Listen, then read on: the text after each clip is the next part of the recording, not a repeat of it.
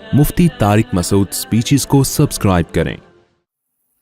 الحمد لله نحمده ونستعينه ونستغفره ونؤمن به ونتوكل عليه ونعوذ بالله من شرور أنفسنا ومن سيئات أعمالنا من يهده الله فلا مضل له ومن يضلله فلا هادي له ونشهد أن لا إله إلا الله وحده لا شريك له ونشهد أن سيدنا وحبيبنا وشفيعنا وسندنا محمدا عبده ورسوله صلى الله تعالى عليه وعلى آله وأصحابه وبارك وسلم تسليما كثيرا كثيرا أما بعد فأعوذ بالله من الشيطان الرجيم بسم الله الرحمن الرحيم قل هل يستوي الذين يعلمون والذين لا يعلمون إنما يتذكر أولو الألباب وقال الله تبارك وتعالى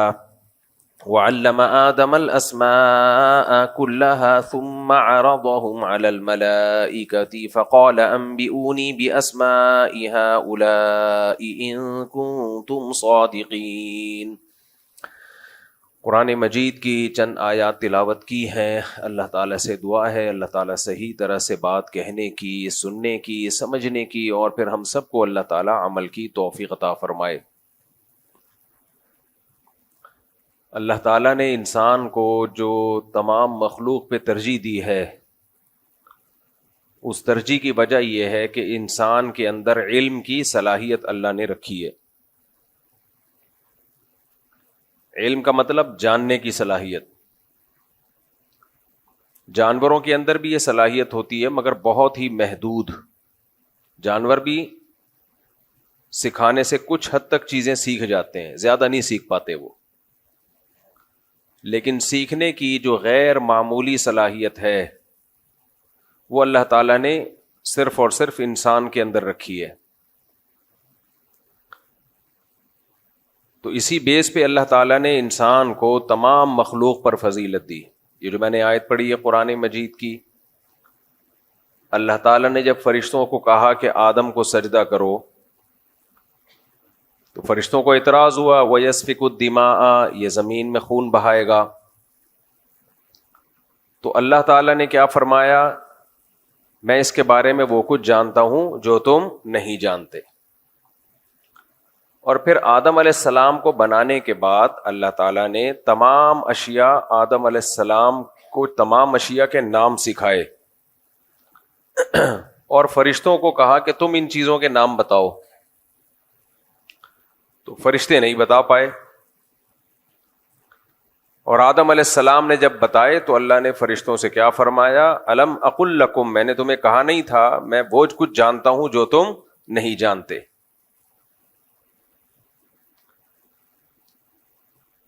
تو معلوم یہ ہوا کہ انسان کی جو فضیلت ہے نا وہ علم کی بیس پر ہے۔ اب جتنا زیادہ صاحب علم ہوگا اتنا زیادہ صاحب فضیلت ہوگا۔ اچھا، اللہ نے انسان کو علم کی صلاحیت دی، تو آپ کا کیا خیال ہے کسی کے اندر صرف صلاحیت ہونے سے فضیلت مل جاتی ہے اس کو؟ ایک آدمی میں دولت کمانے کی صلاحیت ہے مگر نہیں کماتا، اور دنیا کو بتاتا پھرتا ہے میرے اندر اتنی صلاحیت ہے، میں ہر مہینے کروڑوں روپے کما سکتا ہوں، میرے اندر اتنی صلاحیت ہے، میں یہ کر سکتا ہوں، میں وہ کر سکتا ہوں۔ تو لوگ کیا کہیں گے؟ بھائی تو کر کے دکھا دے۔ جب تک نہیں کر رہا یہ تو اور بری بات ہے کہ صلاحیت تیرے اندر اتنی ہے اور تو کچھ بھی نہیں کر رہا۔ تو تجھ سے بہتر تو وہ ہے جس میں صلاحیت ہی نہیں ہے، کم از کم وہ مجرم تو نہیں بن رہا۔ تو اللہ نے انسان کے اندر علم کی صلاحیت رکھی، یہ فضیلت کی بات ہے، لیکن یہ فضیلت کامل جبھی ہوتی ہے جب وہ اس صلاحیت سے فائدہ اٹھائے، اس صلاحیت سے فائدہ اٹھائے وہ۔ اب خوب اچھی طرح ایک بات کو سمجھیں، اللہ کرے یہ دماغ ذہن نشیں ہو جائے، یہ بات ذہن نشیں ہو جائے۔ علم کی دو قسمیں ہیں۔ ایک قسم علم کی وہ ہوتی ہے جو مقصود نہیں ہوتی لیکن ذریعہ مقصود ہوتی ہے۔ جن کو ہم کہتے ہیں علم کے آلات. مثال کے طور پر ہم لکھنا سیکھتے ہیں, الف با تا ثا اے بی سی ڈی, پڑھنا سیکھتے ہیں. تو پڑھنا کیوں سیکھتے ہیں؟ کیونکہ علم کتابوں میں ہوتا ہے, بہت زیادہ علم. تو ہم جب پڑھنا سیکھیں گے تو ہمیں کتابیں پڑھنا آ جائیں گی, اور کتابوں کے ذریعے ہمیں نالج ملے گی. اب مجھے بتاؤ, ایک آدمی الف با تا ثا سیکھ گیا, اے بی سی ڈی سیکھ گیا, پڑھنا سیکھ گیا, لیکن پڑھتا نہیں ہے, اور وہ کہتا ہے مجھے انگلش بھی آتی ہے, مجھے اردو بھی آتی ہے, مجھے عربی بھی آتی ہے, مجھے اے بھی آتا ہے, مجھے بی بھی آتا ہے, مجھے الف بھی آتا ہے, مجھے با بھی آتا ہے. تو ہم کیا کہیں گے؟ بھائی تو نے علم کا جو ذریعہ تھا نا, وہ ذریعہ تو حاصل کر لیا, لیکن یہ ذریعہ ہے, یہ مقصود نہیں ہے. یہ بھی فضیلت کی بات ہے, لیکن یہ فضیلت بھی اس کے لیے ہے جو اس سے فائدہ اٹھائے. جو فائدہ نہیں اٹھاتا تو اس کا مطلب پھر وہیں آ کے کھڑا ہو گیا کہ بھائی جو علم کی صلاحیت ہے مگر علم حاصل کر نہیں رہا.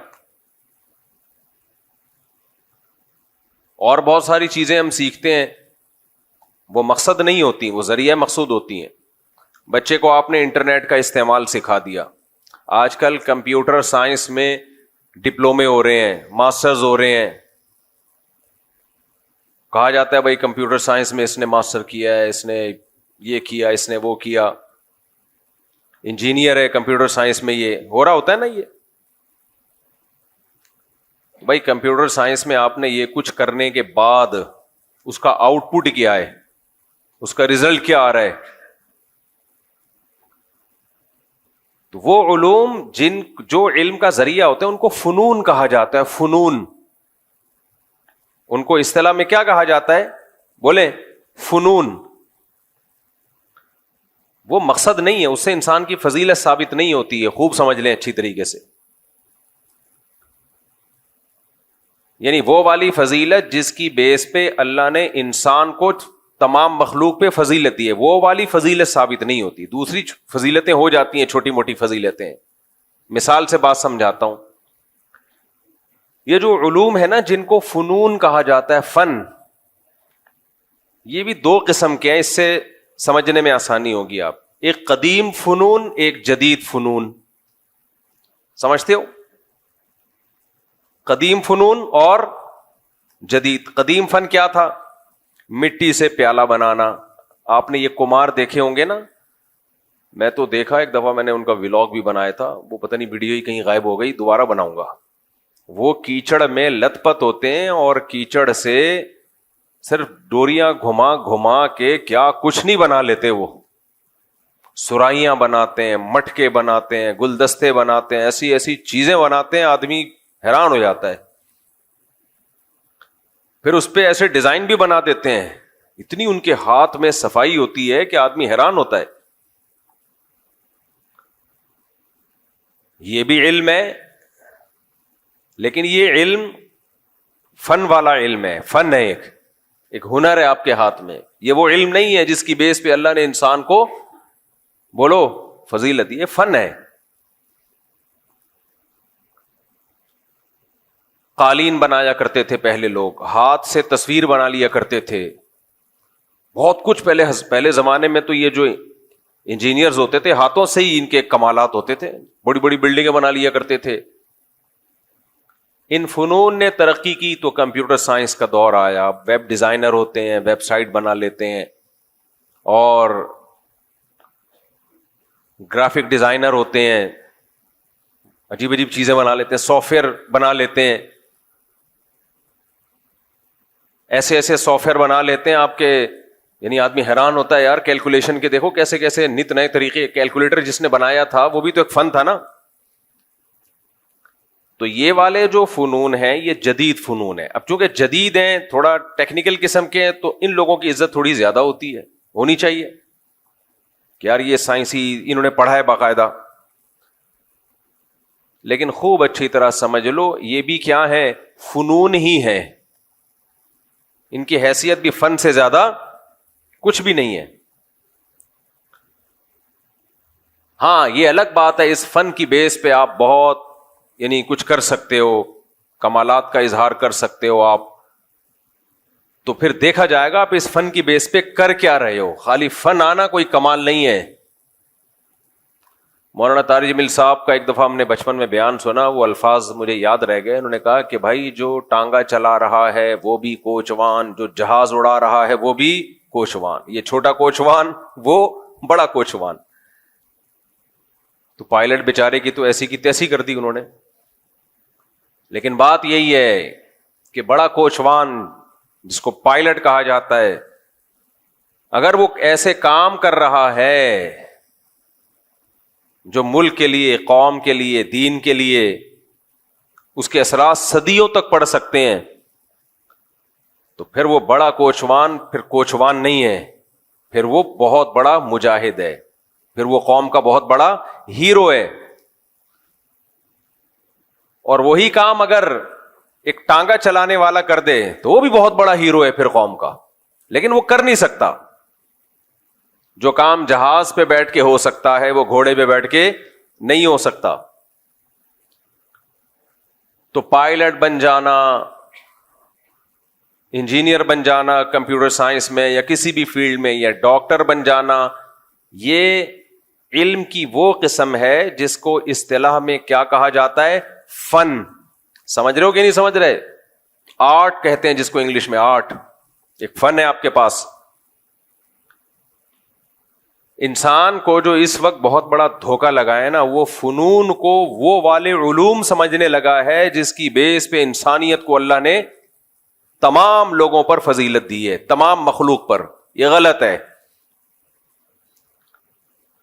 فنون وہ لوگ بھی سیکھ جاتے ہیں جو اللہ کے نافرمان ہیں، بلکہ آج کل تو فنون میں کمال انہوں نے پیدا کیا ہے، ترقی انہوں نے پیدا کی ہے.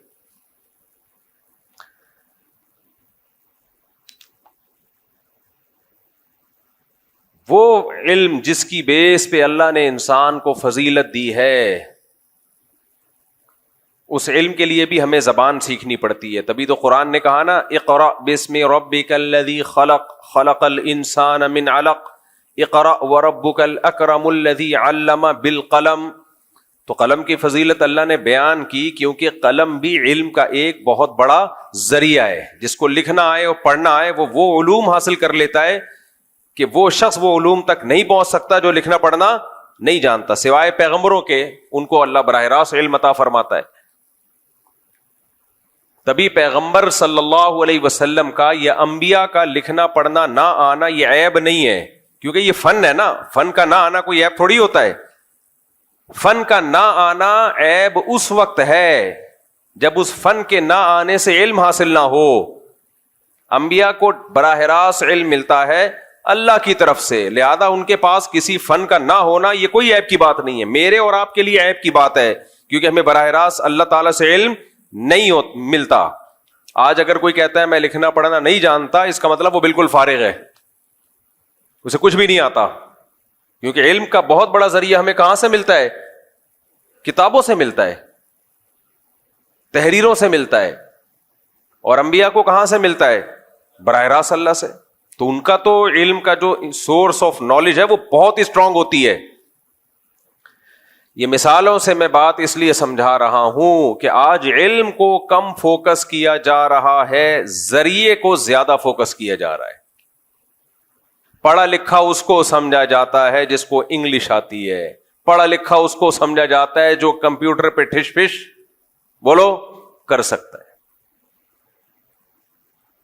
پڑھا لکھا اس کو سمجھا جاتا ہے جو جہاز اڑا سکتا ہے. پڑھا لکھا اس کو سمجھا جاتا ہے جو جس کے بعد ڈگریاں ہیں. او بھائی یہ پڑھا لکھا نہیں ہے، یہ بھی ہے لیکن وہ والا پڑھا لکھا جس کو قرآن پڑھا لکھا کہتا ہے. دیکھو قرآن تو بڑے بڑے پڑھے لکھوں کو جاہل کہہ کے خطاب کر رہا ہے. قرآن نے ایھا الجاہلون کہا نا، قرآن میں مشرکین مکہ کو ایھا الجاہلون، جاہلو، حالانکہ وہ تو بہت سے ان میں لکھنا پڑھنا جانتے تھے. بعض نے تو مسلمانوں کو لکھنا پڑھنا سکھایا ہے، لیکن قرآن ان کو کیا کہہ رہا ہے؟ بولو جاہلو. بہت سارے پیغمبر دنیا میں آئے تو ان کی قوم کے پاس جو فنون تھے نا، وہ پہاڑوں کو تراش کے گھر بنانا جان لیا کرتے تھے. پہاڑوں کو تراشتے تھے اور پورے پورے محل کھڑا کر لیا کرتے تھے. یہ بھی تو ایک نالج تھی کہ نہیں تھی؟ یہ بھی تو ایک نالج تھی، علم تھا. لیکن یہ علم کون سا علم تھا؟ فن والا، فنون. ایک آرٹ تھا کہ پہاڑوں کو کھودیں گے اور پہاڑ کے اندر پورا محل بنا دیں گے. مجھے اور آپ کے پاس یہ علم نہیں ہے. حتیٰ کہ جو پیغمبر آئے ان کو بھی نہیں یہ فن آتا تھا. لیکن قرآن کیا کہہ رہا ہے؟ فَرِحُوا بِمَا عِندَهُم مِّنَ الْعِلْمِ. ان کے پاس جو فنون تھے اس علم کی بیس پہ وہ تکبر کرنے لگے اور پیغمبروں کا مذاق اڑانے لگے کہ ہمیں تو یہ بھی آتا ہے، آپ کو یہ نہیں آتا. ہمیں تو یہ بھی پتا ہے، آپ کو معاذ اللہ یہ بھی نہیں پتا. کیونکہ ترقی کی نا ان قوموں نے، ترقی اپنے فنون کی بیس پہ کی. جن فنون کی بیس پہ ترقی کی تو انہی فنون کی بیس پہ وہ پیغمبروں کا مذاق اڑانے لگے. نبی کریم صلی اللہ علیہ وسلم، صحیح مسلم کی حدیث، آپ صلی اللہ علیہ وسلم نے صحابہ کرام سے کو جب دیکھا کہ وہ تعبیر نخل کرتے ہیں مدینہ منورہ میں، یعنی کھجور، نر کھجور کا بھور ڈالتے ہیں مادہ کھجوروں پہ، اس سے کھجور بہت پیدا ہوتی ہے. تو آپ صلی اللہ علیہ وسلم نے ارشاد فرمایا کہ ایسا مت کرو. صحابہ نے نہیں کیا، اس سے پیداوار کم ہو گئی. تو صحابہ نے شکایت کی کہ یا رسول اللہ، ہم نے آپ کے مشورے پر عمل کیا اور پیداوار کم ہو گئی. تو آپ صلی اللہ علیہ وسلم نے فرمایا انتم اعلم بامور دنیاکم منی، تم دنیا کے معاملات مجھ سے زیادہ بہتر جانتے ہو. اور انما انا بشر مثلکم، میں تمہاری طرح کا انسان ہوں. میں جب تمہیں دین کے بارے میں کسی بات کا حکم دوں تو اس کو بجا لاؤ، اور جب دنیا کے بارے میں حکم دوں انتم اعلم بامور دنیاکم منی، تو دنیا کے معاملات تم مجھ سے زیادہ جانتے ہو. کہتے ہیں کہ جو نبی کی باتیں ہیں نا، وہ باتیں ہی نبی ہونے کی دلیل ہے. آج کوئی چھوٹا سا پیر بن جائے نا، یہ ٹاپک سے ہٹ رہا ہوں لیکن ہٹنے دو، تھوڑا سا پیر بن جائے نا، پھر اس کے دعوے دیکھو. مارکیٹ میں ہول سیل کے حساب سے پیر و مرشد ہیں. پتھر اٹھاؤ پیر نکلے گا. یہ میرے مرشد ہیں، یہ میرے اس کے مرشد، یہ فلانے کے مرشد، یہ ڈمکانے کے مرشد. اس مرشدوں کے حالات دیکھو. مرشد کو پتا ہوتا ہے میرے اوپر کیا حالات گزر رہے ہیں. مرشد کبھی غلط بات کر ہی نہیں سکتا. مرشد سے پوچھ کے شادیاں ہو رہی ہیں، مرشد سے پوچھ کے طلاقیں ہو رہی ہیں، مرشد سے پوچھ کے کاروبار ہو رہے ہیں. وہ مرشد ہے یا اس ایک انسان سب کچھ نہیں ہو سکتا. مرشد دوائیں بھی مرشد دیتے ہیں. جو مرشد کا اوریجنل کام ہے وہ نہیں کر رہے، باقی سارے کام مرشد. جو مرشد کا کام تھا کہ لوگوں کے ظاہر باطن کی اصلاح کرنا. ظاہر باطن کی، ظاہر کے مطلب کیا؟ کبیرہ گناہ چھڑوا دینا، نمازوں کی پابندیاں کروا دینا، داڑھی رکھوا دینا. مرشد کی مرید میں اگر کوئی عورت ہے تو اس سے پردہ کروا دینا، شوہر کا فرما بردار بنوا دینا، اس کے اخلاق درست کروا دینا، حرام چھڑوا دینا، کاروبار میں رشوت لیتے ہو رشوت چھڑوا دینا. یہ ونس اپون اے ٹائم پیر و مرشد کا کام ہوا کرتا تھا. Once upon a time. سمجھ میں آ رہی ہے بات کہ نہیں آ رہی؟ پہلے زمانے میں پیر کسے کہا جاتا تھا؟ پیر اسے کہا جاتا تھا، دیکھو انگریزوں میں بھی پیر و مرشد ہوتے ہیں، وہ اس کو کہتے ہیں کاؤنسلنگ کرنے والا، مینٹور. وہ اس کو کیا کہتے ہیں؟ یہ ہمارا مینٹور ہے. ہر دور میں انسان کو تربیت کی ضرورت ہوتی ہے. ہر دور میں خود سے بہت مشکل ہوتا ہے، بہت ساری چیزوں میں ہدایت کی ضرورت ہوتی ہے. گورے بھی موٹیویشنل اسپیکرز کو سنتے ہیں نا، ان کو موٹیویشن ملتی ہے.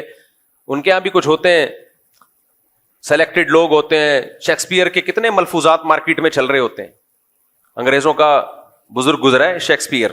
ہم بچپن میں سنتے تھے شیکسپیئر نے یہ فرمایا، شیکسپیئر نے یہ فرمایا، شیکسپیئر نے یہ فرمایا، تو چل میں تیرے پیچھے آیا. ہم پھر مذاق کرتے تھے، شیکسپیئر نے کہا فرمایا تو چل میں آیا. تو بچے تو پھر بچے ہوتے ہیں، ان کو شیکسپیئر سے کیا لینا دینا، ان کو تو مذاق چاہیے ہوتا ہے. خیر، تو پہلے زمانے میں یہ ہوتا تھا، اب بھی کہیں کہیں ہو رہا ہے کہ انسان کہتا ہے میں خود مختار نہیں ہوں، مجھ سے پہلے بھی دنیا میں بہت سارے نیک لوگ گزرے ہیں، ان کے پاس علم مجھ سے زیادہ ہے، ان کی عبادت مجھ سے زیادہ، ان کا تقویٰ مجھ سے زیادہ، ان کا ایکسپیرینس، ان کا تجربہ مجھ سے زیادہ. تو بجائے اس کے کہ میں نئے سرے سے تجربے کر کے زندگی گزاروں، کسی پہلے سے تجربے کار جو مخلص بھی ہو، اللہ والا بھی ہو، اس کی صحبت میں رہ کے اپنے آپ کو اس کے حوالے کر دوں، وہ جیسے کہے میں اس کے حساب سے زندگی گزاروں. پھر ایک وقت آئے گا کہ میرے اندر بھی صلاحیت پیدا ہو جائے گی. تو پھر وہ کیا کرتے تھے کہ وہ ایسے پیر و مرشد کے ہاتھ میں بیعت ہوتے تھے کہ آپ اللہ والے بزرگ ہیں، آپ سے پہلے بزرگوں کی طرف سے اجازت بھی ملی ہوئی ہے بیعت کرنے کی، انہوں نے آپ پر اعتماد کیا ہے، گویا کہ آپ سرٹیفائیڈ ہیں ان کی طرف سے، تو گدی نشین ہیں آپ ان کے، تو ہم اب آپ کے ہاتھ پہ بیعت ہو کے اپنے آپ کو آپ کے حوالے کریں گے. اور کس چیز میں حوالے کریں گے کہ بھائی ہم سے یہ گناہ نہیں چھوٹتے، ہمارے اندر اللہ کا اتنا خوف پیدا ہو جائے کہ ہر صغیرہ کبیرہ گناہ سے ہمیں توبہ کی توفیق مل جائے،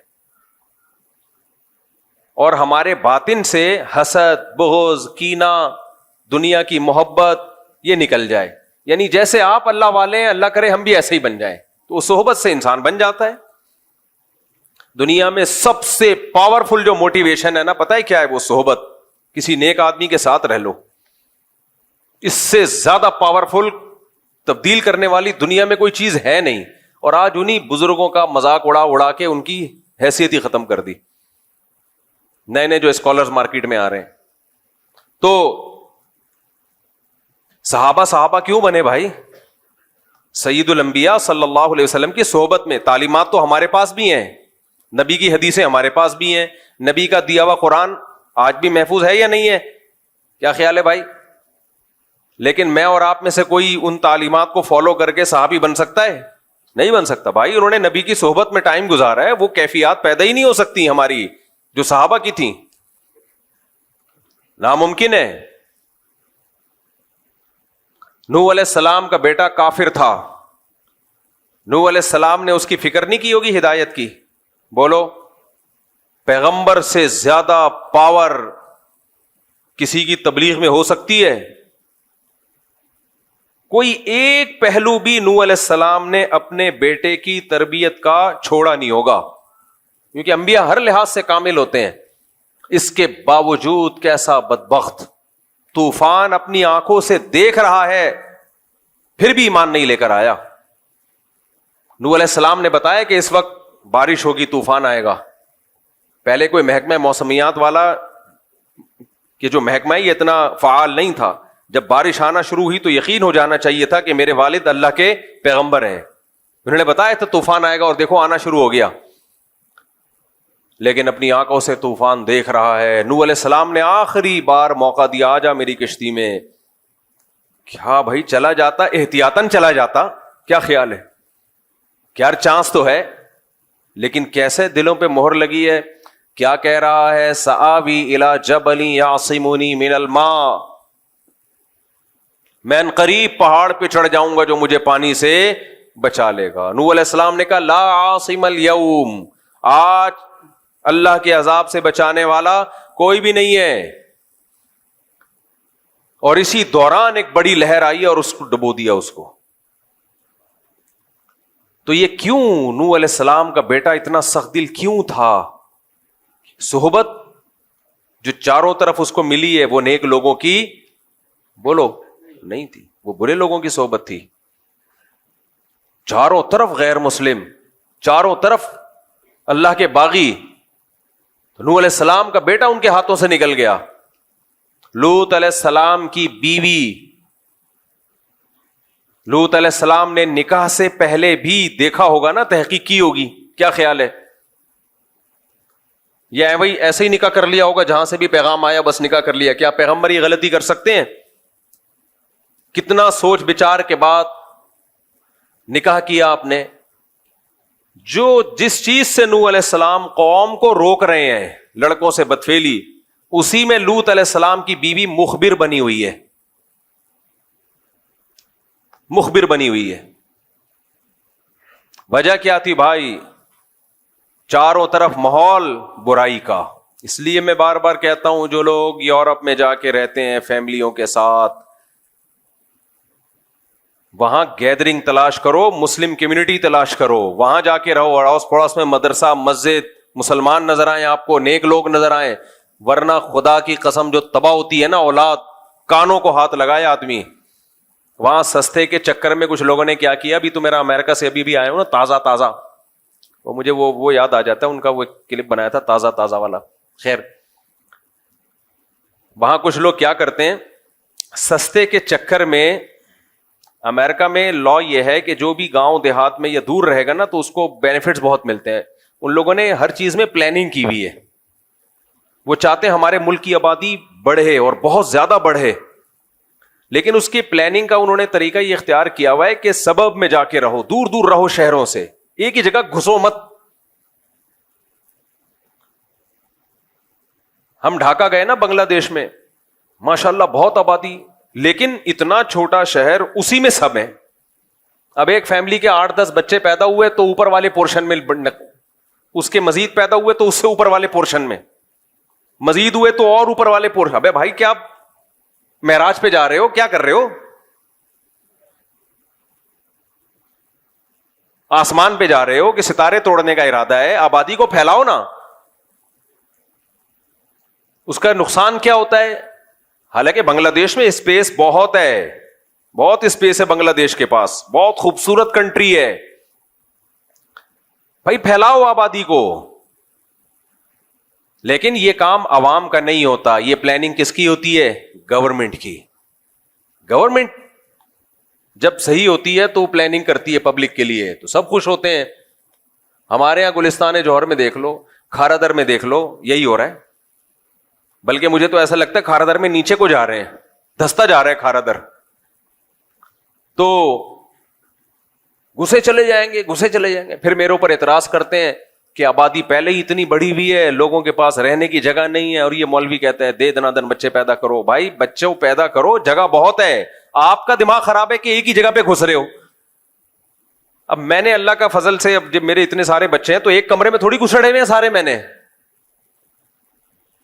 ایک کمرے میں ان کو سب کو گھسیڑ دوں, یا 1-2 کمروں کے گھر میں 4 بیگمات اور 18-19 بچے گھسیڑ دوں, تو یہ اپنے ساتھ بھی ظلم ہوگا, ان کے ساتھ بھی ظلم ہوگا.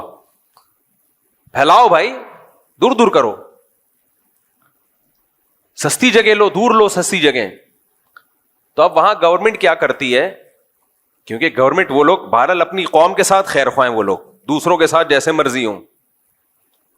وہاں گورنمنٹ یہ کرتی ہے کہ بھائی وہ کہتی ہے کہ جاؤ دور دراز علاقوں میں جا کے رہو, تمہیں وہاں زیادہ سہولتیں ملیں گی, ٹیکس کم سے کم ہوگا. اب ٹیکسز ایک جگہ ہے جہاں اسپیس بہت بڑا صوبہ ہے, گورنمنٹ نے بول دیا, پالیسی بنا دی, جو امریکہ کی اسٹیٹ ٹیکسز میں رہے گا اس کا ٹیکس کیا ہوگا, ٹیکس فری ہوگا وہ, یا کم ہوگا. تو اب جیسے ہی کسی شہر میں آبادی بڑھتی ہے, لوگ سستے کے چکر میں کہاں چلے جاتے ہیں؟ ایسی اسٹیٹس میں جاتے ہیں جہاں کھلے ڈلے ہیں. ہمارے یہاں ایسی کوئی پالیسی نہیں ہے. ایک زمانے میں تو پورے پاکستان کی آبادی کراچی کی طرف رخ کر رہی تھی, پھر یہاں حالات خراب ہوئے تو تھوڑا سا باہر ہو گئے, ورنہ سب کراچی کراچی کراچی کراچی. ماشاءاللہ کراچی ہے بھی ایسا برکت والا شہر, تو سب آگے یہاں کیا نتیجہ نکلے گا میرے بھائی؟ پھر اوپر جاتے رہیں گے, جاتے رہیں گے, جاتے رہیں گے, فلیٹوں میں گھسے, کھڑکیوں سے نکل کے گر رہے ہیں. تو خیر کہاں سے کہاں میں چلا گیا. تو بنگلہ دیش میں ڈھاکہ شہر کی آبادی اتنی ہے کہ وہاں کی گورنمنٹ کو چاہیے کہ اس جیسا ایک اور شہر آباد کرے, اور بولے اب اس شہر میں رہنے کی مزید کسی کو اجازت نہیں ہے. یہ پلاننگ کون کرتی ہے؟ حکومت کا کام ہے یہ. تو ہمارے ملکوں میں چاہے پاکستان ہو, چاہے انڈیا ہو, چاہے بنگلہ دیش ہو, ہم ہیں تو تینوں ایک ہی ماں باپ کی اولاد نا. ابے انڈیا, پاکستان, بنگلہ دیش یہ ہیں اصل میں ایک ہی باپ کی اولاد. بعد میں اختلافات کی وجہ سے, جیسے 3 بھائیوں میں لڑائی ہوتی ہے تو شادی کے بعد الگ الگ ہو جاتے ہیں, تو ہم لوگ بھی کیا ہو گئے, انڈیا پاکستان بنگلہ دیش الگ الگ ہو, لیکن ہیں اصل میں کیا, بلڈ ایک ہی ہے. تو حرکتیں تینوں کی سیم ہیں, حرکتیں ہم تینوں کی سیم ہیں. ان حرکتوں میں یہ بھی کہ اسپیڈ فل ہے, مینجمنٹ 0 ہے. اب گورنمنٹ کہتی ہے اسپیڈ روکو, نا نا نا نا نا نا, اسپیڈ نہیں روکے گا. ہمارا سرمایہ اولاد ہے بھائی. ہمارے لیے سب سے بڑا گفٹ قرآن کی نظر میں کیا ہے؟ اولاد. کیوں روکے بھائی؟ ہم پاگل ہیں کیا؟ اپنی خوشیاں چھین لیں ہم؟ تم پلاننگ نہیں کرتے آبادی کو پھیلانے کی، تو ہم تمہاری نااہلی کی وجہ سے اپنی خوشیاں چھین لیں ہم بھائی، اپنے گھروں کی رونق کو ہم ختم کر دیں، یہ نہیں ہوگا. تو خیر، تو کہاں سے کہاں چلا گیا بھائی؟ یار بات کیا چل رہی تھی؟ دیکھو، علم تو دو طرح کا ہوتا ہے. میں امریکہ میں کیسے آیا؟ وہاں کے ماحول کی بات کر رہا تھا میں. تو اب وہاں بعض لوگ کیا کرتے ہیں کہ ان کو پتا ہے کہ یہاں مسلم کمیونٹی ہے چاروں طرف، یہ گجرانوالہ کا ہے، یہ گجرات کا ہے، وہ کراچی کا ہے، وہ پشاور کا ہے، یہ سارے اپنے لوگ ہیں. تو وہ کیا کرتے ہیں کہ کچھ بینیفٹس ان کو ملتے ہیں دور دراز علاقوں میں جا کے رہنے کے، تو سستے کے چکر میں وہ ایسی جگہوں پہ چلے. دور دراز بھی جاؤ لیکن اڑوس پڑوس میں کوئی مسجد مدرسہ تو ہو نا، یا جا کے بنا لو کم از کم. چاروں طرف جب غیر مسلم ہیں اور آپ سستے کے چکر میں وہاں چلے گئے اور یہ سوچ کے کہ میں اپنی اولاد پہ کنٹرول رکھوں گا، تو نوح علیہ السلام کا اپنی اولاد پہ کنٹرول نہیں رہا. میرے بھائی، ہم اور آپ کس کھیت کی مولی ہیں؟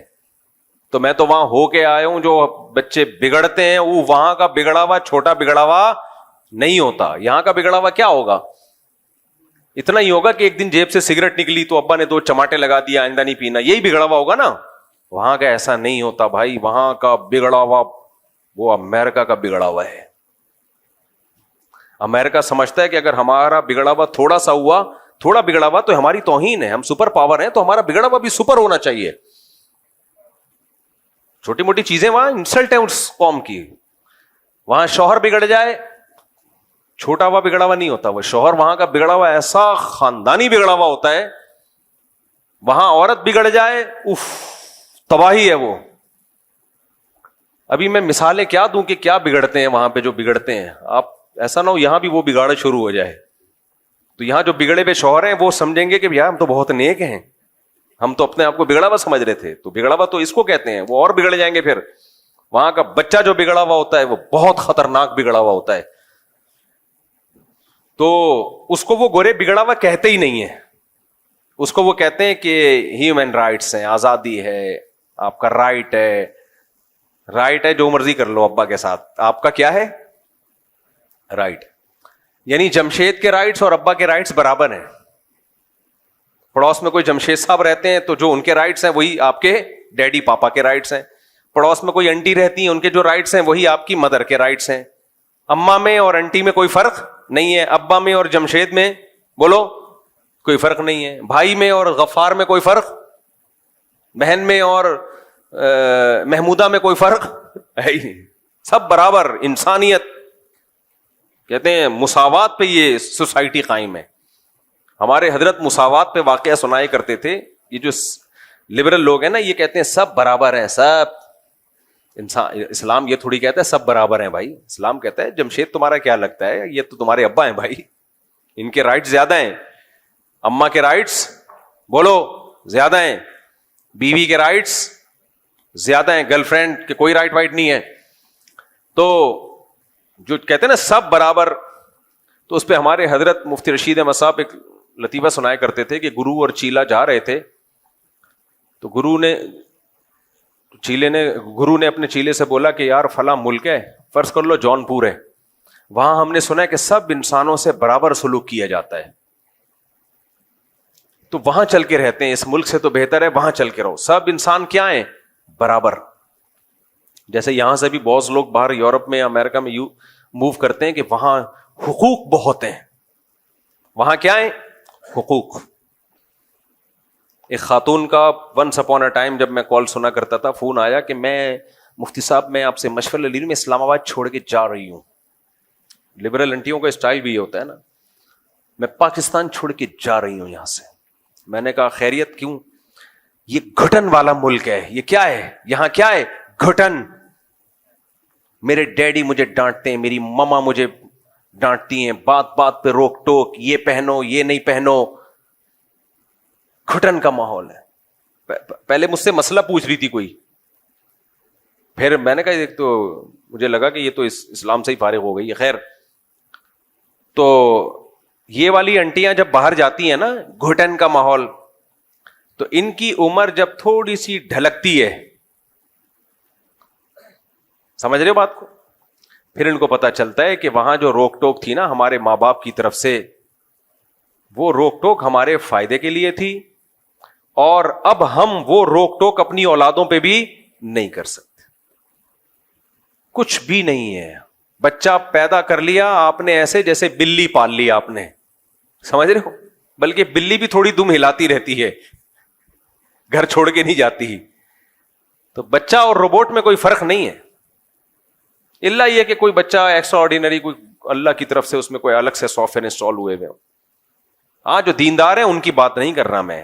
ایک تو فوراً کمنٹس نیچے بہت آنا شروع ہو جاتے ہیں، ہمارے یہاں تو ایسا نہیں ہے، ہم تو یہاں 20 سال سے رہ رہے ہیں امریکہ میں. بھائی آپ کے علاوہ کی بات کر رہا ہوں میں، آپ کی بات ہی نہیں کر رہا میں. جنہوں نے کنٹرول کیا ہوا ہے، دینی ماحول دیا ہوا ہے، وہ الگ ہے. تو خیر، تو اب کیا ہے، تو وہ کیا ہے کہ سستے کے چکر میں رہتے ہیں، ایسی جگہوں پہ جا کے 4 مہینے تبلیغ میں لگے ہوئے، سال ابا کے تبلیغ میں لگے ہوئے. بچہ مرتد ہو گیا ہے، ملحد ہو گیا، خدا کا منکر ہے، خدا کا انکار کر رہا ہے وہ، کیونکہ چاروں طرف سن کیا رہا ہے وہ اسلام کے اگینسٹ باتیں سن رہا ہے چاروں طرف. اور پھر اٹریکشن اتنی ہے، شراب، کباب، اسلام تو ان سب چیزوں سے روکتا ہے. تو وہ اپنے ابا کو اماں کو بیوقوف سمجھنا شروع کر دیتا ہے کہ یہ بیوقوف ہے. بھائی تھوڑے دنوں میں تمہیں پتا چلے گا کہ بیوقوف کون تھا، کون بیوقوف تھا. خیر، تو وہاں جب رہتے ہیں تو اس صحبت کے اثرات کیا ہوتے ہیں. بچے گئے، میں یورپ جب گیا نا تو مجھے یاد ہے ایک والدین میرے پاس آئے، انہوں نے کہا کہ ہماری بیٹی مرتد ہو گئی تھی بالکل، اور وہ ماں باپ دیندار تھے، الگ سے مجھ سے ملنے کے لیے آئے، اور کوئی دعوت اس پہ اثر نہیں کر رہی تھی، بالکل اسلام چھوڑ دیا تھا اس نے. خون کے آنسو روتے ہیں جن کے دل میں ذرا سی بھی غیرت ہو. پھر انہوں نے میرا شکریہ ادا کیا کہ آپ کے بیانات مسلسل سنتے سنتے سنتے سنتے الحمدللہ دوبارہ مسلم ہو گئی ہے. میرا کیا کمال ہے، تو اسلام کا کمال ہے، اسلام میں اٹریکشن ہے. لیکن انہوں نے کہا کہ آپ کے سنے اس لیے کہ تھوڑا لائٹ موڈ میں آپ نے باتیں کی ہیں، ورنہ وہ بعض دفعہ ہمارے بعض مولانا، سارے تو نہیں بھائی، بڑے اچھے ہم سے تو زیادہ ہی اچھے لوگ ہیں، وہ ایسی سخت اسٹائل میں بات کرتے ہیں کہ وہ بندہ قریب آنے کے بجائے دور ہو جاتا ہے. میں بتا رہا تھا نا، ایک مولوی صاحب بیان کر رہے تھے، میں جمعے کا دن گیا ان کا بیان سننے، تو حضرت علی نے فرمایا. تو مجھے بھی خیال ہوا حضرت علی نے آرام سے فرمایا تھا، تو آپ بھی کس سے فرما دیں، اتنی زور سے حضرت علی فرما سکتے ہیں؟ حضرت علی نے جتنا شائستہ لہجے میں، حضرت علی کے تو اخلاق مشہور ہیں بھائی، تو آپ بھی اتنے آرام سے فرما دیتے. تو کبھی کبھار زور خطابت میں چیخنا چلانا بھی اچھا لگتا ہے کبھی کبھار، لیکن ٹاپک بھی ہونا وہ. تو ہمیشہ یہ جو دلائل کی بات آسان انداز سے ہی، مدلل انداز سے ہی ہونی چاہیے. خیر، تو نوح علیہ الصلوۃ والسلام، لوط علیہ السلام کی بیوی صحبت کی وجہ سے، ماحول کی وجہ سے خراب ہوئی. جب مجھے کہتے ہیں نا لوگ، مفتی صاحب میں لندن آیا تھا اپنی باپردہ بیوی کو لے کے، اس نے مجھے کہا کہ مجھے جاب کی اجازت دو، میں نے کہا چلو ٹھیک ہے. انسان تنگ نظر نہیں ہونا چاہیے، براڈ مائنڈیڈ ہونا چاہیے. تو میں نے اجازت دے دی، اب وہ میرے ہاتھوں سے نکل گئی، وہاں کسی گورے پہ عاشق ہو گئی ہے. سب عورتیں ایسی نہیں ہوتی بھائی، بہت ساری نیک خواتین جاب کر رہی ہیں، لیکن بہت سی ہو بھی جاتی ہیں. تو میں اس کو مثال دیتا ہوں لوط علیہ السلام کہ بھائی پیغمبر اپنی بیوی کو نہیں بچا سکے یار، اور تو اس ماحول میں اجازت دے رہا ہے جا کے. یہ سارا مسئلہ کھڑا ہوتا ہے جب قناعت ختم ہو جائے، زیادہ کی ہوس. پہلے فیصلہ کرو کہ اگر سب کچھ پیسہ ہی ہے تو کمبختوں پھر شادی کرتے کیوں ہو، ہے بھائی؟ اگر سب کچھ پیسہ ہی ہے، دیکھو کچھ لوگ تو اس لیے شادی کرتے ہیں کہ وہ پیسہ ہے، ان کا تو ہدف ہی کیا ہے، دولت. ان کی بیگم اگر کھسک بھی جائے تو ان کی صحت پہ کوئی فرق نہیں پڑتا. یہ ولاگر دیکھ لو نا، جب اپنی خوبصورت بیویوں کو لا کے دنیا کے سامنے رکھتے ہیں تو یہ کیوں رکھتے ہیں؟ اپنی بیویاں کیوں دکھاتے ہیں خوبصورت خوبصورت بیویاں ادھورے کپڑوں میں؟ پیسہ ہے تو ان کا مقصد ہی شادی سے کیا ہے؟ آپ کو لوگ چپ کیوں بیٹھے ہو بھائی؟ پیسہ مقصد ہے نا، تو جب ہدف پیسہ ہے تو پھر ٹھیک ہے، غیرت ویرت ایک طرف رکھو. لیکن اگر ہدف پیسہ نہیں ہے بلکہ پیسے سے کچھ اور مقصد ہے، دیکھو ہم جو پیسہ کماتے ہیں کیوں کماتے ہیں؟ سواری اچھی ہو جائے، کیا خیال ہے؟ گھر اچھا ہو جائے، یہی ہے نا؟ خوراک اچھی ہو جائے، کیا خیال ہے؟ بیمار ہو تو علاج اچھا ہو جائے. اب آپ کے پاس پیسہ آ گیا، نہ خوراک اچھی رکھ رہے ہو، نہ گھر اچھا بنا رہے ہو، نہ سواری اچھی رکھ رہے ہو. کیوں یہ سب کام کر رہے ہو؟ تاکہ پیسہ خرچ نہ ہو جائے. تو پرلے درجے کے بے وقوف کہلاؤ گے کہ نہیں کہلاؤ گے؟ اگلا بولے گا بھائی نوٹوں کو کھائے گا کیا؟ صحیح. تو ہر چیز کا ایک مقصد ہوتا ہے. اسی طرح پیسے کا ایک مقصد یہ بھی ہوتا ہے کہ بیوی اچھی مل جائے، یہ بھی ایک مقصد ہوتا ہے. لیکن اس بیوی کا مقصد کیا ہوتا ہے؟ اس کا مقصد ہوتا ہے گھر سنبھالنا. مثال کے طور پر پیسے کا مقصد ایک بہت سارے ادھر میری طرف توجہ، یہ گارڈ تبدیل ہوتے رہتے ہیں، ادھر توجہ، آپ یہاں مجھے سننے کے لیے آئے ہو. دیکھو پیسے کا کہ بہت سارے مقاصد میں ایک مقصد اچھا کھانا بھی ہے، کیا خیال ہے؟ اب آپ نے کیا کیا؟ اچھا کھانا خرید لیا، مرغے ورغے بکرے پائے وائے بڑا زبردست. اب کھا نہیں رہے آپ اس کو، کہہ رہے ہیں یہ میں نے پیسے سے اچھا کھانا خریدا تو ہے لیکن جہاں اچھے ریٹ لگیں گے اس کھانے کو بیچ دوں گا میں.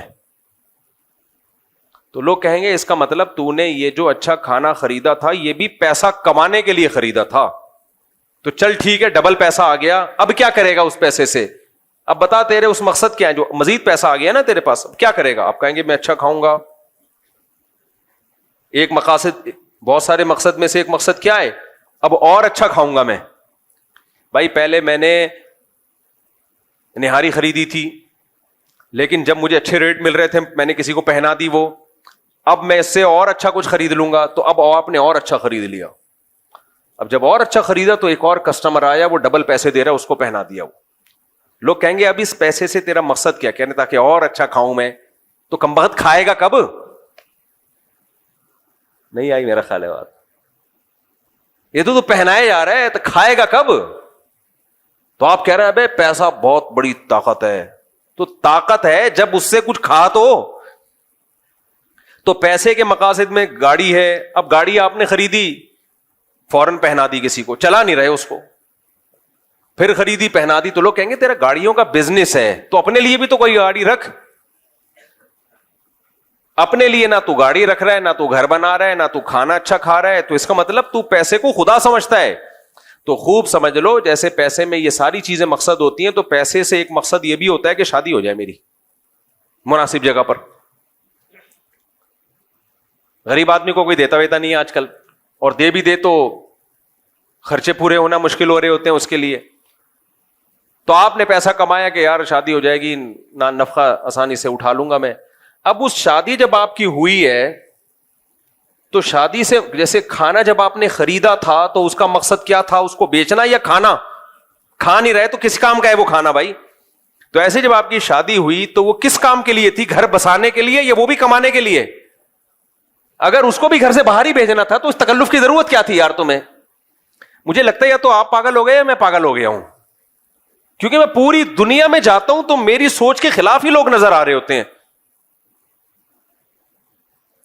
بیگم بھی جاب کر رہی ہے، شوہر بھی جاب کر رہا ہے، رات کو دونوں کی ملاقات کے سلسلے میں حاضر ہو جاتے ہیں.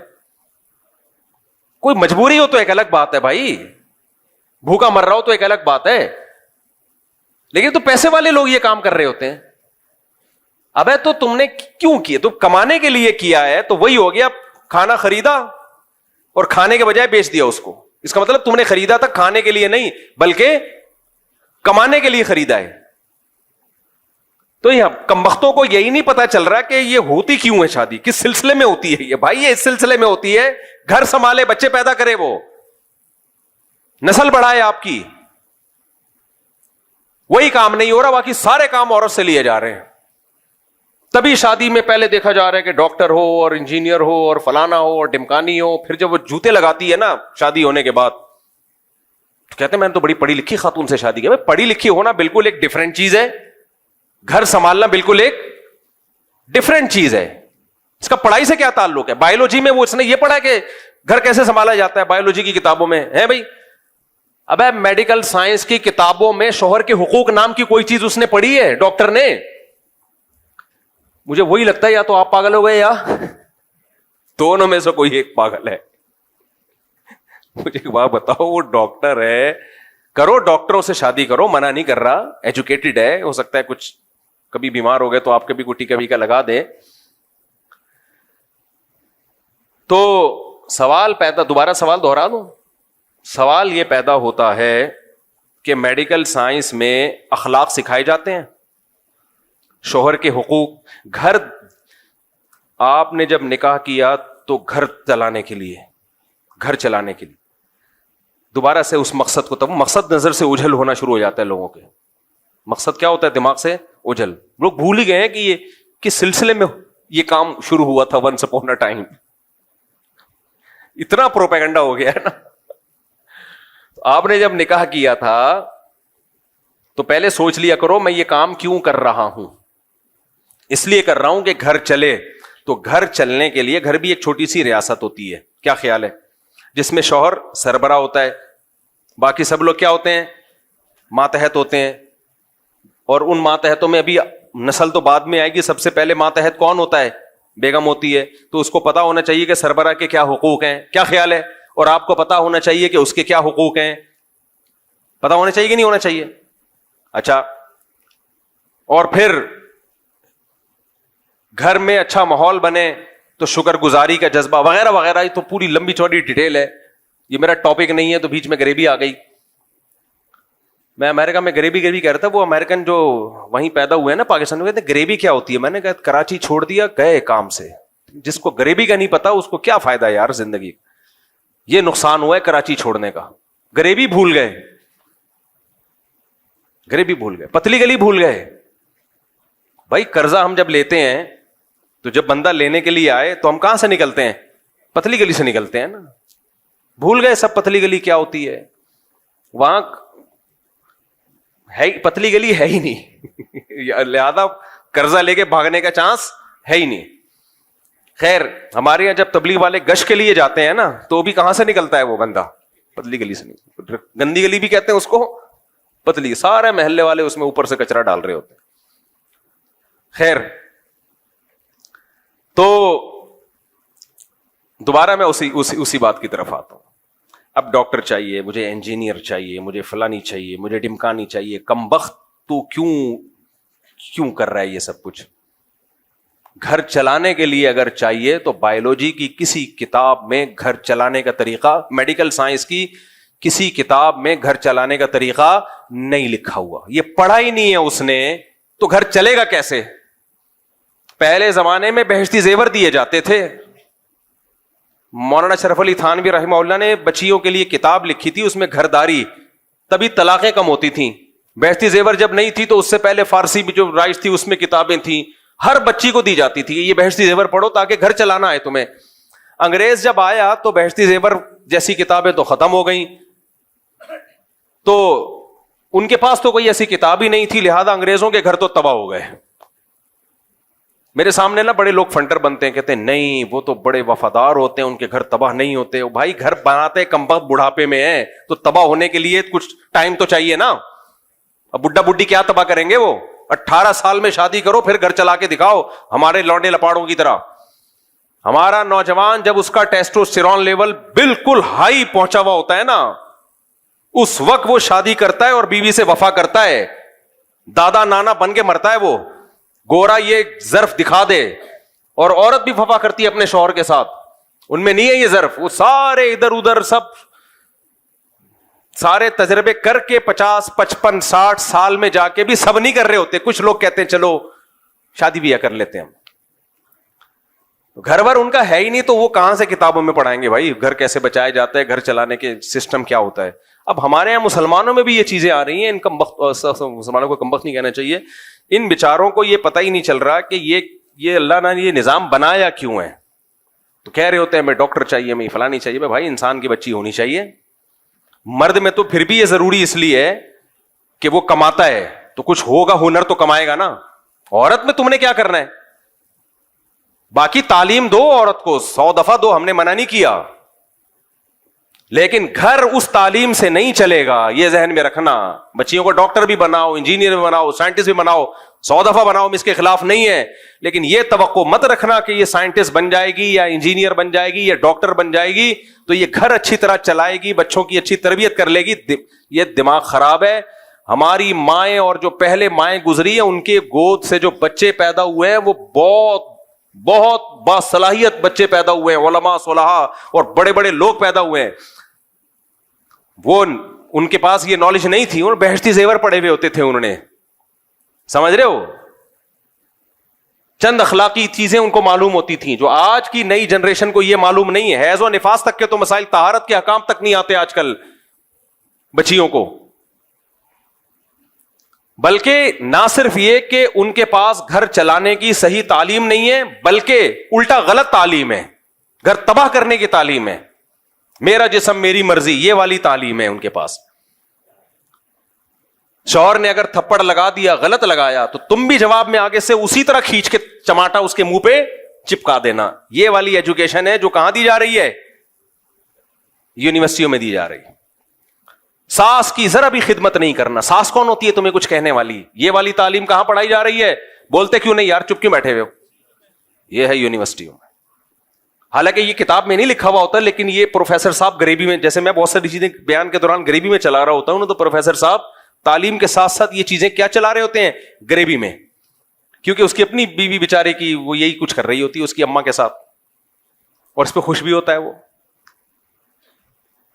خیر, تو اس کو نہ صرف یہ کہ صحیح تعلیم نہیں دی جا رہی, بلکہ باقاعدہ غلط تعلیم دی جا رہی ہے. تو پھر جو تباہی گھروں میں پھیلے گی وہ تو ہوگی نا. ابھی آئے ہوئے تھے 1-1.5 مہینہ پہلے ایک صاحب, کسی کو نہیں پتا چلے گا کس کی بات کر رہا ہوں, بہت کروڑ پتی آدمی ہیں, بڑی ملیں ان کی, ان کو بھی شوق تھا ایجوکیٹڈ. میں نے کہا پہلے اخلاق دیکھو. نہیں ایجوکیٹڈ جب کر لی, اس کے بعد جو ان کا سر گنجا کیا ہے نا, تو بجائے بال لگوانے کے وہ میرے پاس آ گئے.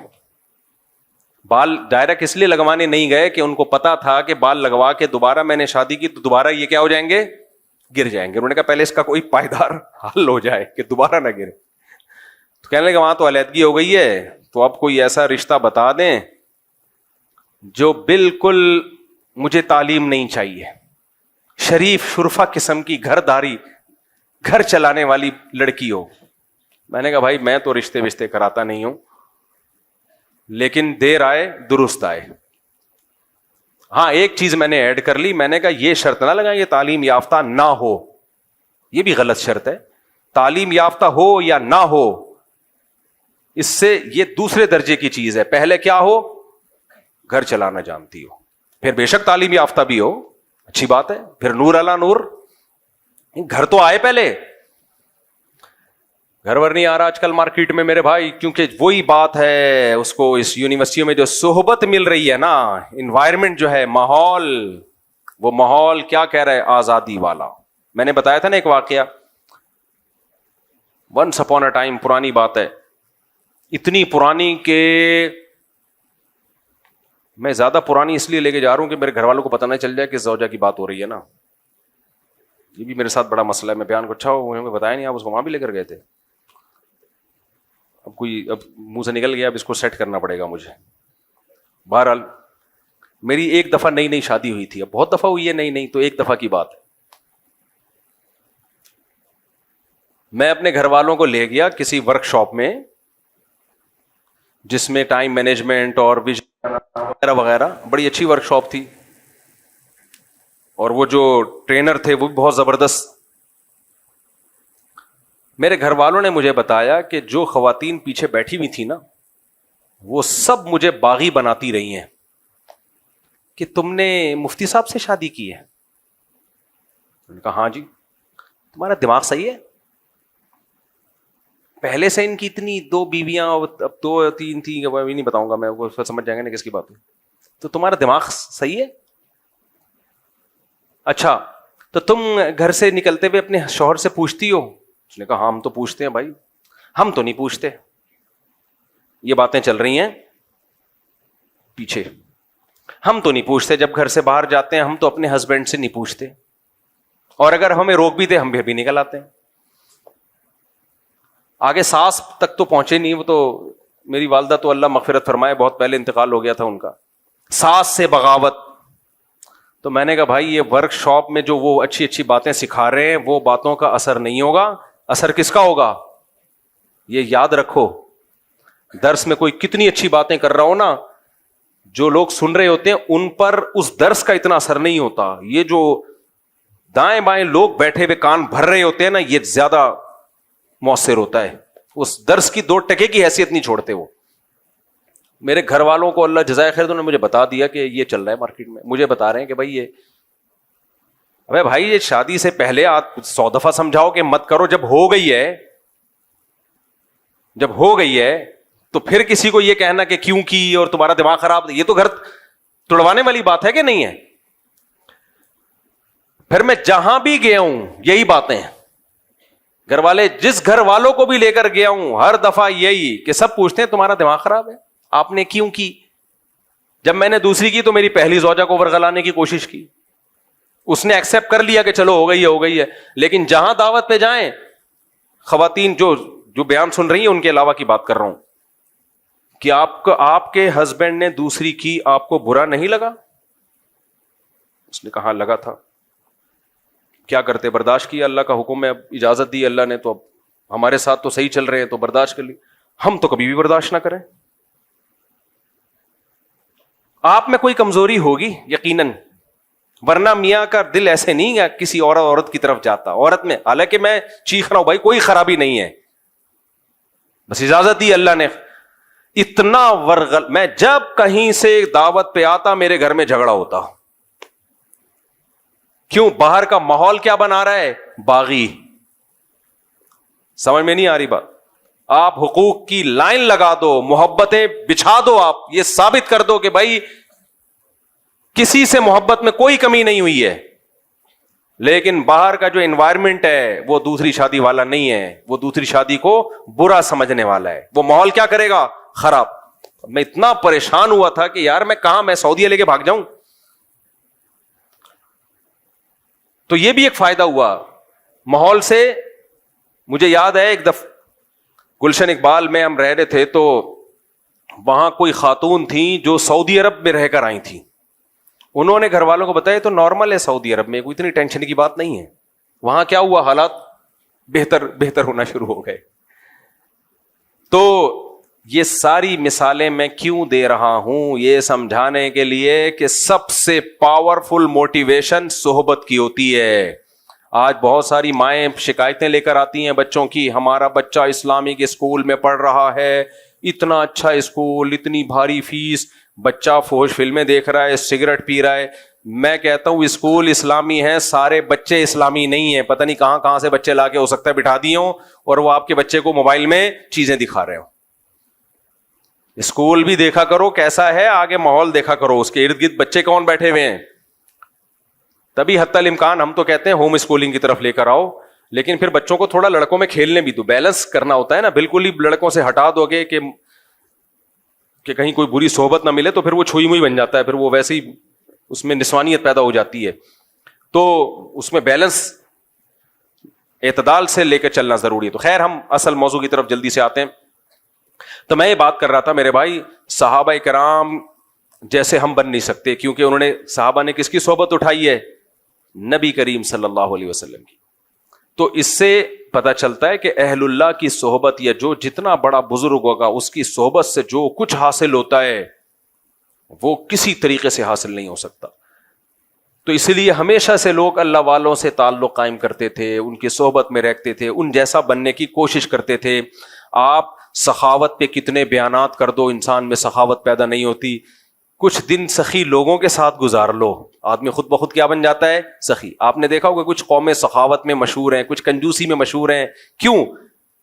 جو سخیوں میں پیدا ہوتے ہیں وہ دیکھتے ہیں باپ دادا کو خرچ کرتے ہوئے, وہ بھی سخی بن جاتے ہیں.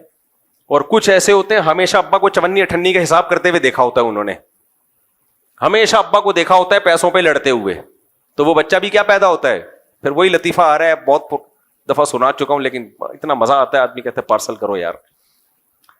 وہ ایک کنجوس آدمی تھا نا, اس کے بچے کہتے تھے ابو گھی چاہیے, دیسی گھی چاہیے, وہ لا کے نہیں دیتا تھا, پیسے ہوتے تھے پھر بھی نہیں لا کے دیتا تھا.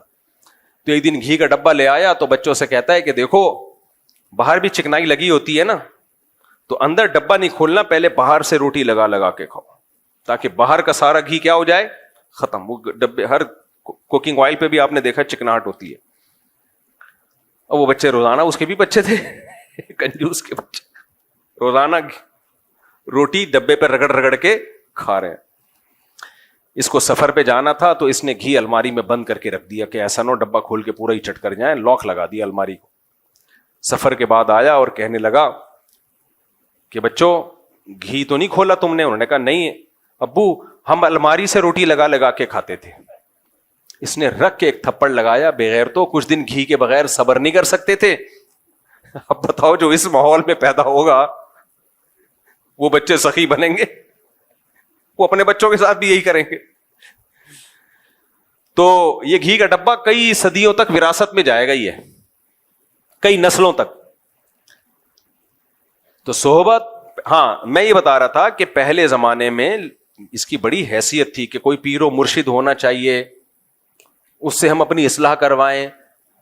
لیکن جیسے کچھ شعبے چلتے ہیں تو ٹھیک ہوتے ہیں, بعد میں ان میں خرابیاں پیدا ہو جاتی ہیں. تو اب خرابی یہ پیدا ہو گئی کہ پیر و مرشد کو انسان سے اوپر کی کچھ چیز سمجھا جانے لگا ہے.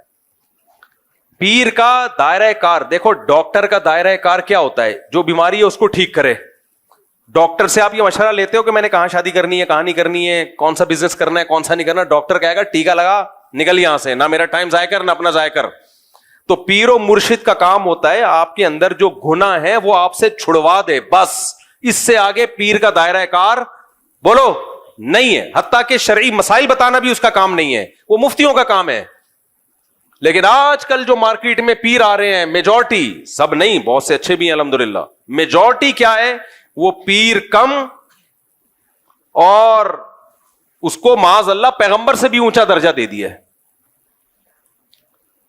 میں جانتا ہوں ایسے لوگوں کو, شادی کر لی پیر کی مرضی کے بغیر, پیر صاحب ناراض ہو کے بیٹھ گئے, ابا اما کی نہیں مان رہے, پیر کو باپ بنایا ہوا ہے.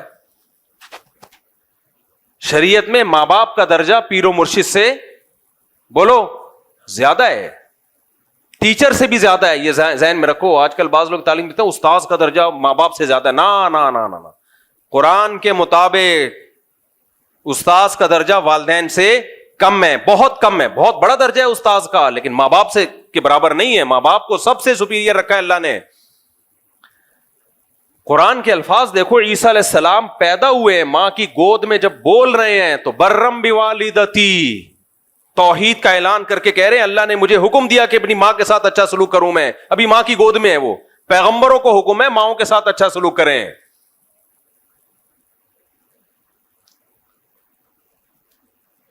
تو اور ابراہیم علیہ السلام کو دیکھو, اپنے والد سے کیسے نرم لہجے سے بات کر رہے تھے.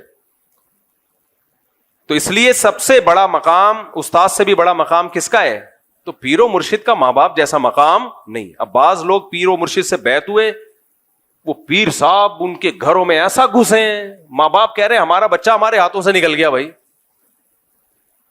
ہم نے تو بھیجا تھا گناہ چھوڑوا دیں گے, تو سارا دن پیر صاحب کی خدمت میں لگا رہتا ہے, ہمیں ہمارا تو رائے نہیں ہے. یہ مولانا شلوی تھانوی رحمۃ اللہ علیہ بڑے حکیم تھے, حکیم الامہ تھے. حکیم سے مراد حکمت والے. انہوں نے ان پیروں پہ رد کرتے ہوئے لکھا ہے کہ لو تھی کسی اور کی اور ہو کسی اور کی گئی ہے اولاد, جنا کسی نے اور ہو کسی اور کی گئی. نہ جنہوں نے جنا ہے انہی کی رہے گی. ہمارے شیخ حضرت مفتی رشید احمد صاحب سے کسی نے پوچھا کہ حضرت پیر صاحب اگر کسی ایک بات کا حکم دے رہے ہوں اور والدین اس کی دوسری بات کا حکم دے رہے ہوں تو والدین کی مانیں یا پیر صاحب کی مانیں؟ حضرت نے فرمایا وہ پیر ہی نہیں ہے جو ماں باپ کی مرضی کے خلاف آپ کو حکم دے, کیونکہ اس کا کام ہے شریعت پہ چلانا. تو شریعت تو کس کو, ماں باپ کی اطاعت کا حکم دیتی ہے. وہ کہے گا تم نے پوچھ کیسے لیا مجھ سے.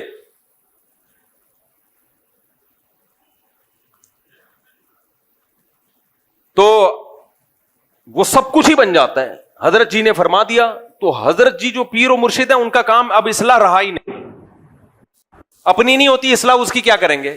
دل میں دنیا کی محبت، شہرت کی لالچ.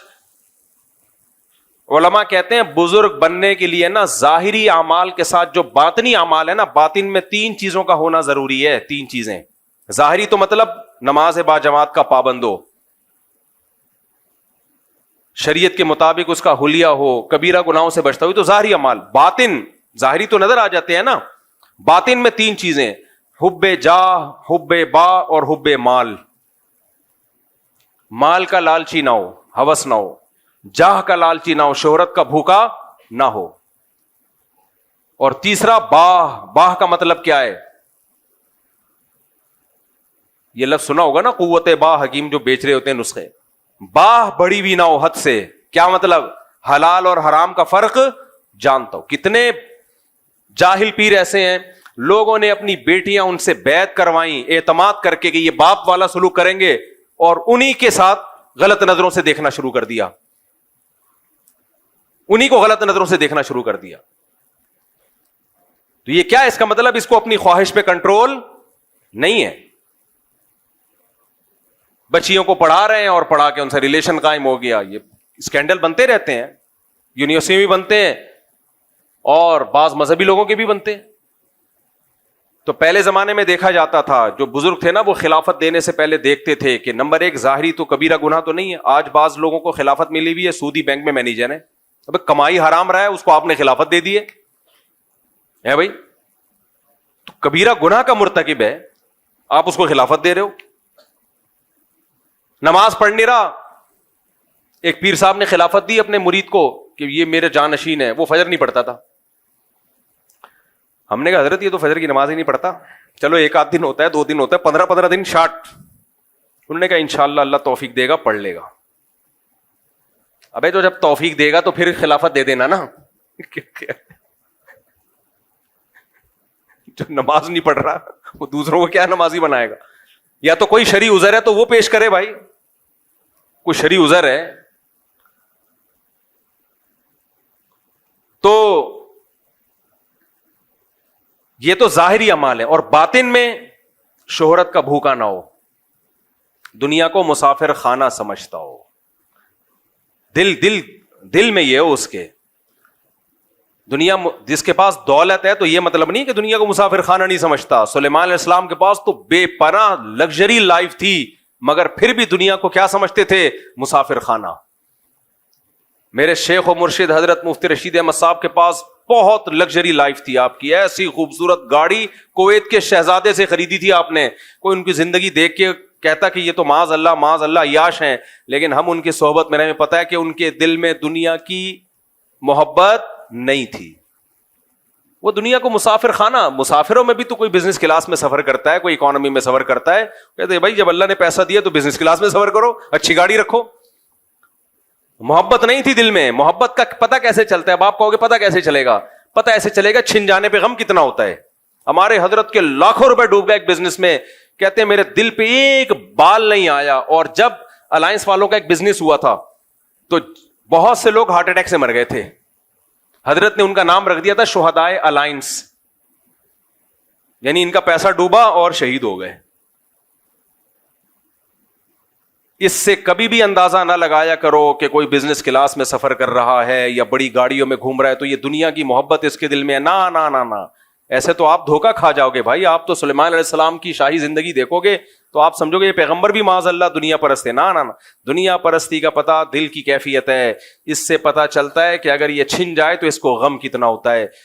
اہل اللہ والوں کو وہ غم بہرحال نہیں ہوتا جو دنیا پرستوں کو. تو کہتے ہیں مسافر خانہ ہے، مل جائے ٹھیک ہے، نہیں تو کیا ہے. جیسے بس میں سفر کر رہے ہوتے ہو، سیٹ مل جائے کھڑکی والی خوش ہو جاتے ہو، نہیں تو پائیدان پہ لٹک کے بھی سفر ہو جاتا ہے. اب آپ نے کہا وہ کھڑکی والی سیٹ پہ بیٹھا ہوا اتنا، اس کا مطلب یہ دنیا پرست ہے، اس کو یہ مسافر خانہ نہیں سمجھتا. نہیں بھائی، اس کو یہ سیٹ نہ ملتی تو پائیدان پہ لٹک کے سفر کر کے بھی اسی طرح گنگناتا ہوا جاتا. یہ تو ہم نے دیکھا ہے اللہ والوں کو پیسہ چھین بھی جائے گا، چلو یار آنے جانے والی تھی. دنیا دار آدمی تو مر رہا ہوتا ہے، اور اللہ والوں کے پاس جتنا پیسہ ہوتا ہے ان کے صدقات و خیرات آپ کے ہوش اڑا دے. اور جتنا ان کے پاس ہو سکتا ہے اتنا نہیں ہوتا، وہ اس سے بھی زیادہ سکتا ہے. تو پہلے زمانے میں یہ بزرگ کی ڈیفینیشن ہوتی تھی. اب بھی ہیں اللہ والے لوگ ہیں, ختم کبھی بھی نہیں ہوں گے. دنیا میں قیامت آ جائے گی اگر سارے اللہ والے ختم ہو جائیں, لیکن اس میں دھوکہ زیادہ ہو گیا ہے. تو خیر میں جلدی سے بات کو سمیٹ کے ختم کروں تو نبی کریم صلی اللہ علیہ وسلم نے صحابی کو فرمایا, انتم اعلم بامور دنیاکم منی, تم جو کھجوروں کو, نر کھجوروں کو مادہ کھجوروں کے ساتھ جو ان کا بھور ملاتے ہو, تو اگر تم نے میرے مشورے پہ نہیں ملایا تمہیں نقصان ہو گیا, تو کوئی ایسی بات نہیں ہے, دنیا کا معاملہ ہے, تم مجھ سے زیادہ جانتے ہو.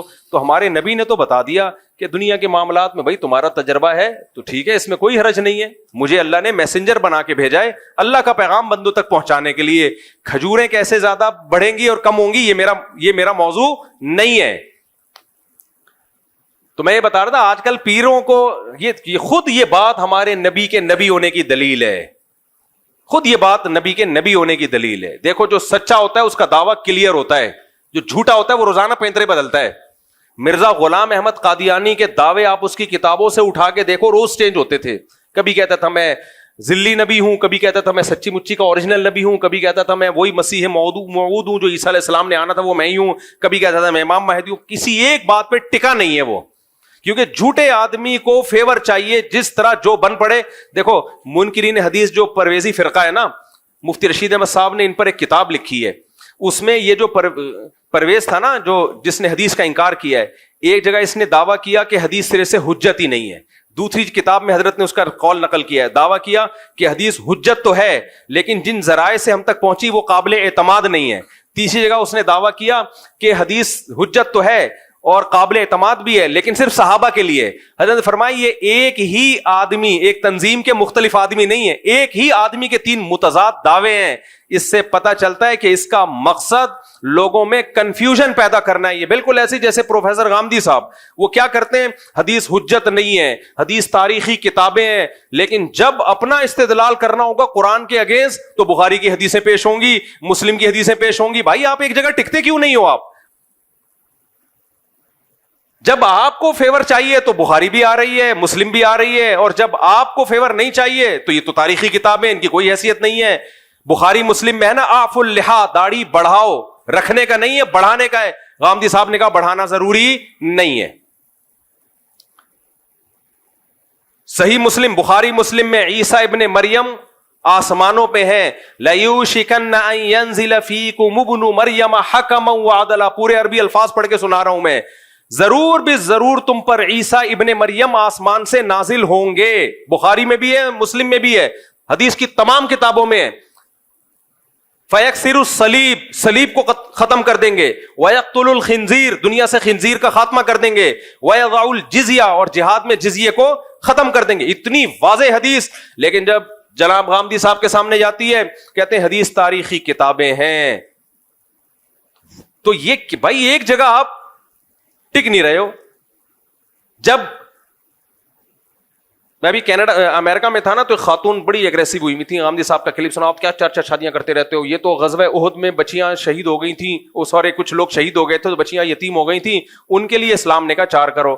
میں نے کہا محترمہ, ان کو تو جواب نہیں دیا, میں نے کہا میں جا کے جواب ریکارڈ کرواؤں گا کہ یہ آپ نے پروفیسر غامدی صاحب کی دلیل سنی ہے. قرآن میں صاف طور پر 4 شادیوں کا تذکرہ ہے.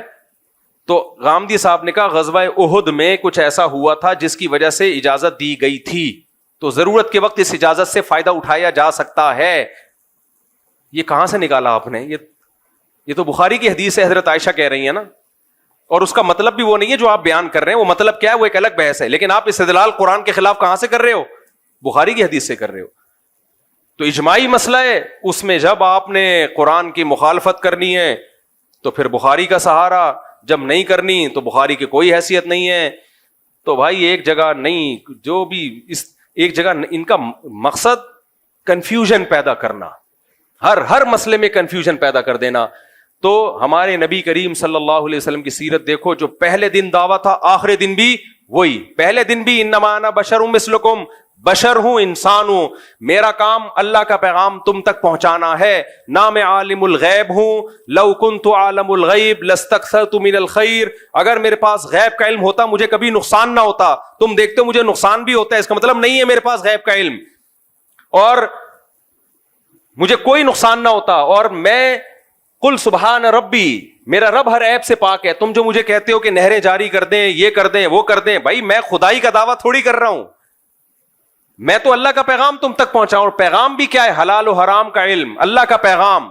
کھجوروں میں برکت, کھجوریں کیسے بڑھتی ہیں کم ہوتی ہیں, یہ میرا موضوع نہیں ہے, اس میں مجھ سے غلطی بھی ہو سکتی ہے.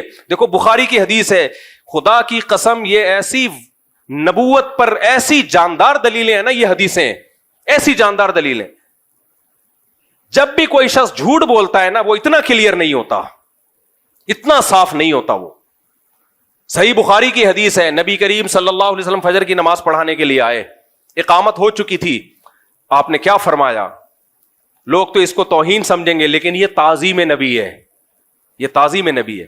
آپ نے فرمایا یا ایھا الناس انما انا بشر مثلکم, اے لوگو میں تمہاری طرح کا انسان ہوں, انسا کما تنسون, ایسے بھولتا ہوں جیسے تم بھول جاتے ہو. پھر آپ نے فرمایا مجھ پہ غسل فرض ہے اور وہ میں غسل کرنا بھول گیا. پھر آپ گئے, غسل کر کے آئے اور آپ کے بالوں سے پانی ٹپک رہا تھا اور آپ نے نماز پڑھائی ہے. بے داغ سیرت اسی کو کہا جاتا ہے. آج جاہل پیروں کو دیکھو, شیو سرکار کو دیکھو,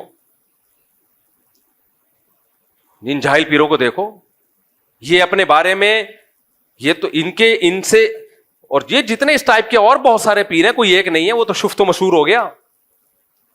تصوف کی لائن میں جو خرابیاں ہیں, پیر کو پتہ نہیں کیا سمجھ رہے ہیں, نہ یہ بھول سکتا ہے, نہ اس سے غلطی ہو سکتی ہے, نہ یہ غلط مشورہ دے سکتا ہے, نہ اسے اونگ آتی ہے, نہ اسے نیند آتی ہے. وہ گوہر شاہی مرا تھا تو انہوں نے کہا مرا نہیں, یہ غار میں چلا گیا ہے, نہ یہ مرتا ہے. پیغمبر کے بارے میں قرآن کہہ رہا ہے انک میتون وانہم میتون, ہے نبی آپ پر بھی موت آئے گی, ان پر بھی موت واقع ہوگی. کل نفس ذائقۃ الموت, ہر نفس نے موت کا ذائقہ چکھنا ہے. کیسی بے داغ سیرت سید الانبیاء صلی اللہ علیہ وسلم کی, تبھی تو آپ کا دین چلا ہے اور چلتا رہے گا قیامت تک. تو خیر میں یہ عرض کر رہا تھا کہ یہ جو علم ہے نا, کھجوروں میں کیسے برکت ہوتی ہے, اس علم, یہ وہ علم نہیں ہے جس کی بیس پر انسان کو وہ فضیلت ملتی ہے جس پہ وہ فرشتوں پہ مقام لے گیا. ہاں اس کی اپنی الگ سے فضیلت ہے, کیونکہ اگر پتہ ہی نہیں چلے گا پیداوار میں اضافہ کیسے ہو رہا ہے تو ہم سب بھوکے مر جائیں گے.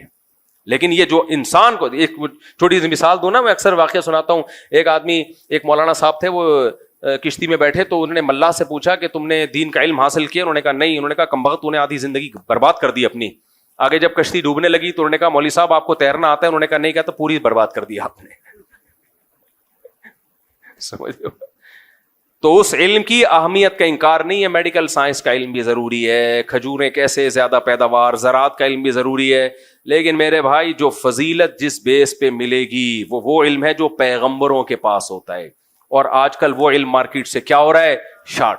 ڈاکٹر انجینئر بنانے پہ پورا زور لگایا ہوا ہے, اور حلال و حرام کا طہارت تک کے مسائل نہیں آتے. تبلیغ والے ایک دفعہ گئے تو انہوں نے کہا, یونیورسٹی کے طالب علم نے پوچھا کہ غسل کے کتنے فرض ہیں؟ اس نے کہا 3 فرض ہیں. یہ بڑے خوش ہوئے کہ چلو یار, کون کون سے کہنے؟ تولیہ, صابن اور بالٹی. خواتین کو حیض و نفاس کے مسائل معلوم نہیں ہیں, مردوں کو نماز کے مسائل معلوم نہیں ہے, سدا صاحب کب واجب ہوتا ہے, زکوٰۃ کب فرض ہوتی ہے, رمضان کا روزے کے حکام کیا ہیں, حج کے طریقے, حج میں جا کے ایسے ایسے کام الٹ پٹانگ قسم کے کر رہے ہوتے ہیں, آدمی حیران ہوتا ہے بھائی یہ کیا کر رہے, تھوڑا سا تو پڑھ لیتے. تو ایک علم وہ ہوتا ہے جو اللہ تک پہنچنے کا ذریعہ ہے. پھر اچھا انسان کسے کہتے ہیں اللہ کی نظر میں؟ اچھا توحید کیا ہے یہی نہیں پتا بہت سے لوگوں کو.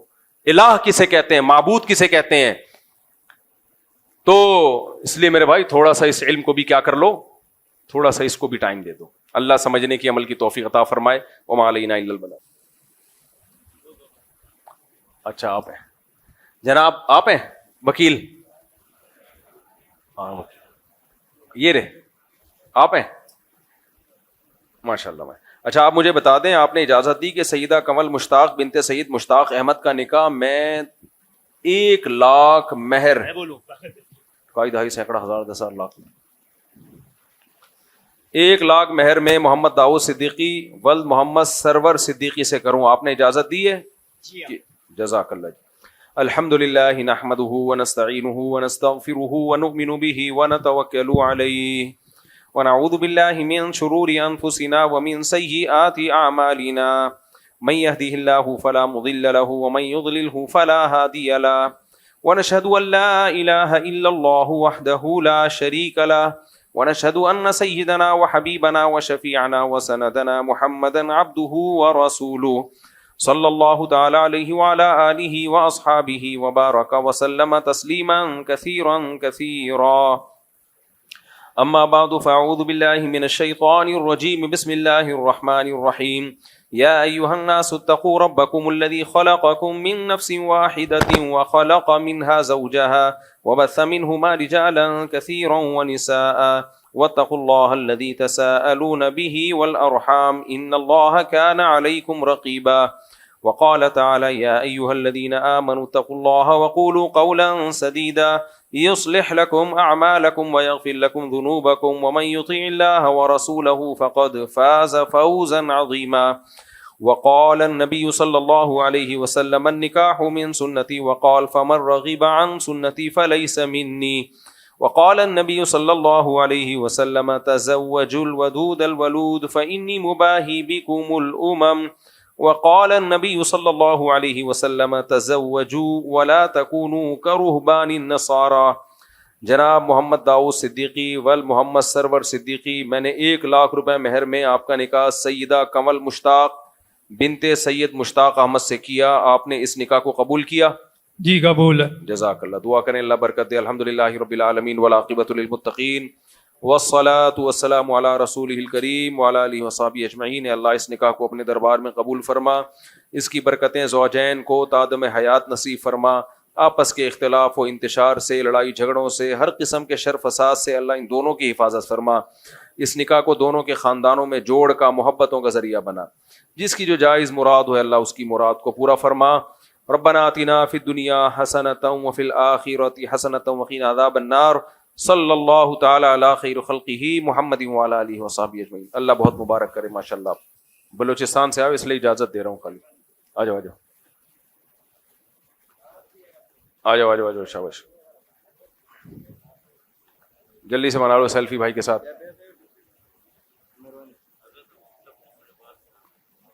چلو چلو جلدی بنا لو. شاباش شاباش شاباش. بلوچستان سے ہم نے اللہ خوش رکھے. ماشاء اللہ ماشاء اللہ. پھر انشاءاللہ